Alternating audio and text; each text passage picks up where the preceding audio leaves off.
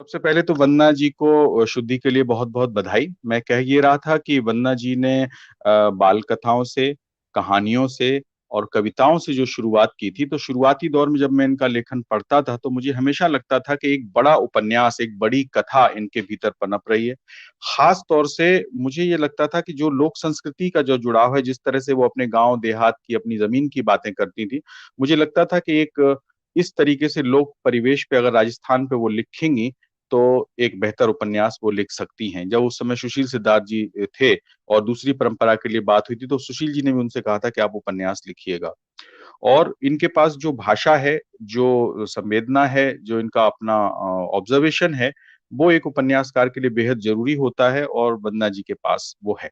और अब मैं बात करता हूँ उनके उपन्यास शुद्धि की। तो उससे पहले उनको इस उपन्यास के लिए बधाई, और आप सबको मेरा नमस्कार। और आप सबको दीपावली की भी बहुत बहुत शुभकामनाएं, बधाई।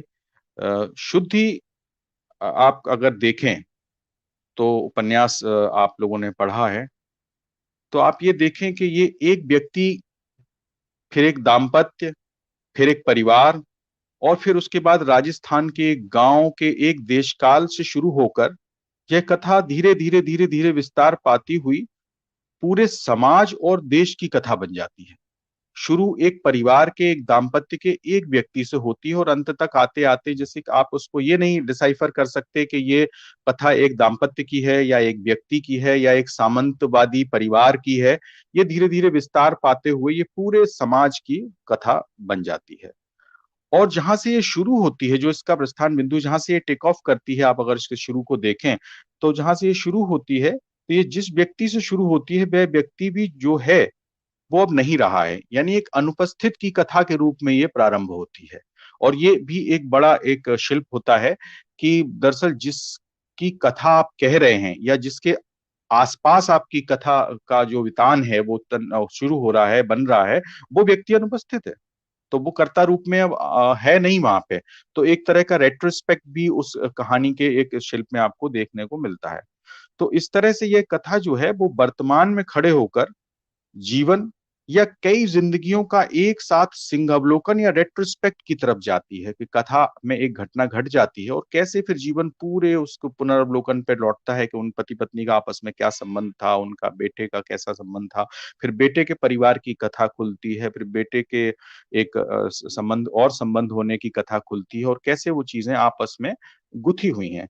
हमें कई बार लगता है हम आजकल इंडिविजुअलिटी की तरफ बहुत ध्यान देते हैं, और अपनी स्वतंत्रता के ऊपर बहुत ध्यान देते हैं। स्त्री की स्वतंत्रता की बहुत बातें होती हैं, नारी स्वतंत्रता की बहुत बातें होती हैं। लेकिन हम कई बार भूल जाते हैं कि हमारा जो खाद पानी आता है जीवन का, वो कहीं ना कहीं आज भी उसकी जड़ जो है, आज भी उसकी जमीन जो है, वो परिवार और समाज ही है।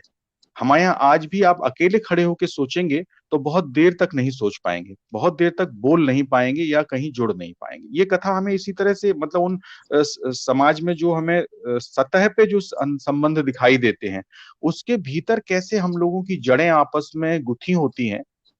मतलब ना आप उस समाज के बिना रह सकते हैं, और ना आप उस समाज के साथ रह पाते हैं। ये जो दुविधा है इस पूरे उपन्यास में, इसका जो तनाव है, दुविधा भी और साथ में जो तनाव है, कि सब उस दुनियादारी से, गांव देहात से, उनके आपस के अंतर संबंधों से परेशान भी हैं। चाहते हैं कि उनके, कई बार चाहते हैं वो कि वो समाज उनके साथ खड़ा हो। कई बार ये चाहते हैं कि ऐसी घड़ी में वो समाज किसी तरह से डिसअपियर हो जाए, और वो अपनी अपनी अपनी व्यक्तिकता में जी जी सकें। तो ये तनाव पूरे उपन्यास में एक साथ दिखता है। तो इसीलिए मैंने कहा कि ये कथा एक दाम्पत्य, एक परिवार या एक गांव की ना होके धीरे धीरे पूरे समाज की, पूरे भारतीय समाज की, एक मध्यम वर्गीय या उच्च मध्यम वर्गीय परिवार की कथा बनती हुई हमें दिखाई देती है। समाज कितनी वर्जनाओं, कितनी विडंबनाओं, कितनी क्षुद्रताओं में उलझा, या कहें कि लिथड़ा हुआ है, यह उपन्यास धीरे धीरे धीरे रेसा रेसा करके उसको खोलता चलता है। यह बात कथा के धीरे धीरे विस्तार पाते जाने पर आपको धीरे धीरे ये बात आपके सामने खुलती चली जाती है। यहाँ एक चीज बहुत ध्यान से देखने वाली बात है, कथा चूंकि मैं नहीं बताऊंगा, आप लोगों ने पढ़ी है और पाठ भी किया है थोड़ा सा, तो यहाँ आदर्श कुछ नहीं है, सब लकीर पीट रहे हैं। बहुत मुश्किल है उससे अलग सोच पाना, कुछ पर कर पाना, या उसका साहस जुटा पाना। तो यहाँ पात्रों के अंदर वही कशमकश दिखाई देती है कि हम लोग चाहे ना चाहे उस रट में, उस एक ढर्रे में इस तरह बंधे हुए होते हैं कि हम लाख छटपटाते हैं। और वो छटपटाहट को वंदना जी ने इस कथा में बहुत अच्छे से पकड़ा है कि किस तरीके से हम बंधे भी हैं और हमारे अंदर वो स्वतंत्रता की छटपटाहट लगातार जो है वो कोशिश चलती रहती है, उछाल मारती है, और कितना हम कर पाते हैं, कई बार हम नहीं कर पाते हैं। तो इसमें वो उस बदलाव को भी दिखाती हैं। और ये जो बदलाव है, जो एक परिमार्जन की इच्छा है, दरअसल यही शुद्धि है। जो शुद्धि जो चल रही है कि एक व्यक्ति की मृत्यु हो गई है और उसकी शुद्धि के लिए सब लोग इकट्ठे हुए हैं, एक दुख के कारण इकट्ठे हुए हैं, और दुख के ऊपर एक और बड़ा दुख आ पड़ता है, और उसमें फिर एक और बड़ी चीज खुलासा होता है, जिस चीज को दबे छुपे लोग जानते हैं कि उनके बेटे का और एक संबंध है, वो स्त्री भी आती है। उस स्त्री के भी अपने दुख हैं, उसके भी अपने अपनी आकांक्षाएं हैं, उसकी समस्याएं हैं, और उसके संग में भी उसके भी गर्भ में एक बच्चा होने की बात आती है, जो जैसे जो अंश अभी इन्होंने पढ़ा। तो यहाँ पर क्या है कि एक तरफ तो धार्मिक शुद्धि का वातावरण है कि भाई मृत्यु हुई है और उस घर को, उस परिवार को शुद्धि होनी है। एक तरफ लोगों की सामाजिकता अंतर जो जो आपस में जो रिश्ते हैं, उनकी उनकी बात होती है।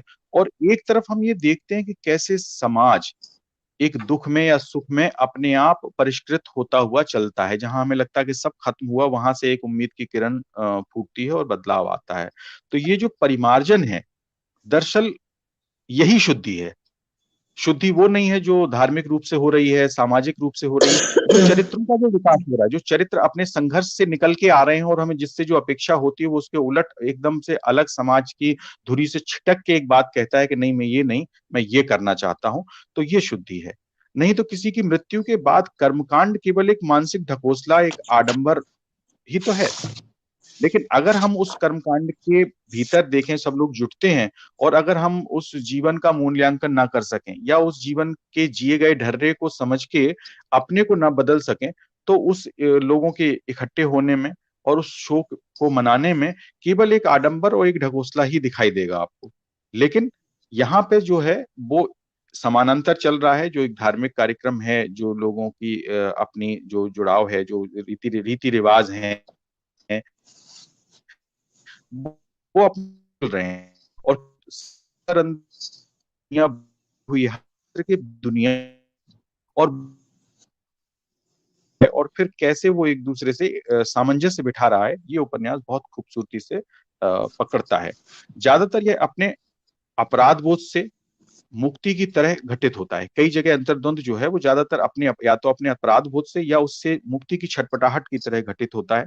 पर असली शुद्धि है समय को मुड़कर देखना, अपनी गलतियों को समझना, उन्हें मानना, इतना साहस करना कि आदमी कह सके कि हाँ, मैं गलत था।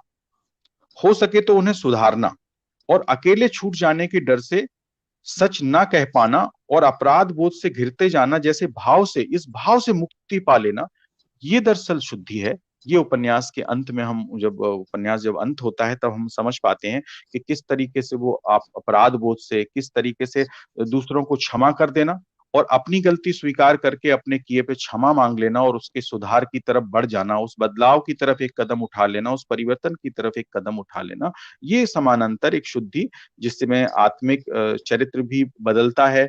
और बाहर की, जब आप साहस करके कोई कदम उठाते हैं तो बाहर की दुनिया भी धीरे धीरे बदलती है। और बाहर से ज्यादा अपने भीतर कुछ बदल पाना और बदलाव की आवाज सुनकर प्रत्यक्ष में, यथार्थ में कुछ कर पाना, यही दरअसल इस पूरे उपन्यास में हमें शुद्धि की तरह प्रतिबिंबित होता है कि हाँ, दरअसल ये शुद्धि है। उपन्यास में क्या एक पूरा मतलब कैनवस जो है एक गांव का है, और विचारों का कैनवास उससे बिल्कुल अलग है और बहुत बड़ा है। मतलब अगर आप लोकेल देखें, प्रेमाइज देखें, तो आपको लगेगा कि पूरी कथा एक घर में या एक गांव में एक परिवार के आसपास घट रही है। लेकिन आप देखेंगे जो विचारों का आदान प्रदान हो रहा है, जो बातें हो रही हैं, उनके बीचों में जो संवादों के माध्यम से जो डिस्कोर्स आ रहा है, और खासतौर से स्त्री मन के जो संवाद हैं, जो उनके कॉन्फ्लिक्ट उनके भीतर चल रहे हैं, साथ में जो दूसरी स्त्री स्त्री से, जैसे सीमा और सुगंध का जो संवाद आता है, सास और बहू का जो संवाद आता है, सास का और उसके आसपास की स्त्रियों का जो संवाद आता है, उन संवाद के बीच में जो गुथा हुआ जो एक डिस्कोर्स है, वो कितने अच्छे तरीके से उस स्त्री विमर्श को भी दिखाता है, उन स्त्रियों के कॉन्फ्लिक्ट को भी दिखाता है, और बिना झंडा उठाए, बिना किसी की मतलब बातचीत कहे, जीवन के माध्यम से एक ऐसे साहसपूर्ण कदम के रूप में आता है। आप देखेंगे तो सुगंध का चरित्र भी आपको उसमें दिखाई देगा, सीमा का चरित्र भी दिखाई देगा, और सीमा की जो सास है या जो दिवंगत है उनकी पत्नी है उसका भी चरित्र दिखाई देगा। यह एक तरह से कहीं ना कहीं थोड़ा सा मुझे लगता है कि इस संवादों के माध्यम से जब डिस्कोर्स आता है तो थोड़ी एक रूपता लाता है पाठ में। उपन्यास के पाठ में अचानक से एक रूपता आ जाती है, लगता है कि हाँ, केवल डायलॉग हो रहे हैं और घटना, एक बड़ी घटना से टेक ऑफ हुआ, फिर उसके बाद एक और घटना, पुष्कर की मृत्यु हुई, एक और बड़ी घटना, और उसके बाद बाकी सब डिस्कोर्स जो है वो संवादों के माध्यम से आ रहा है, वहां घटनाओं का अभाव हम पाते हैं। पर संवादों में जो स्थानीयता का पुट है और अनुभव का जो पका हुआ होना है, वो अपना गहरा असर छोड़ता है। तो इसलिए संवाद, कई जगह थोड़े लंबे संवाद होने के बाद भी वो अपने आप को बचा ले जाता है, और आपको उस कंटिन्यूटी में आप बाधित नहीं होते, आप पढ़ते चले जाते हैं।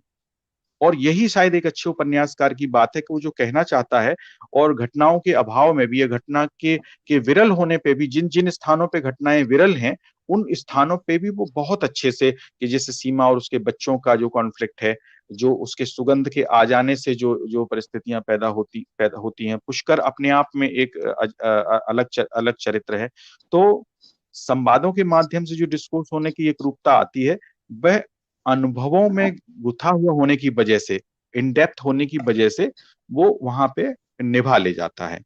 और मैं ये भी कहूंगा कि निसंदेह इतना लंबा समझे। और बड़ा उपन्यास लिखना, इतने चरित्रों को समेटते हुए लिखना, इसमें भाषा की बहुत जरूरत होती है, शिल्प अच्छा होना चाहिए। तो भाषा ऐसी है जैसी इस तरह की कथा की होनी चाहिए, जिसमें लोक का रंग जगह जगह बिखरा पड़ा है। भाषा के अतिशय प्रयोग या भारी आडंबर से वंदना जी ने बहुत अच्छे से इस उपन्यास को बचाया है।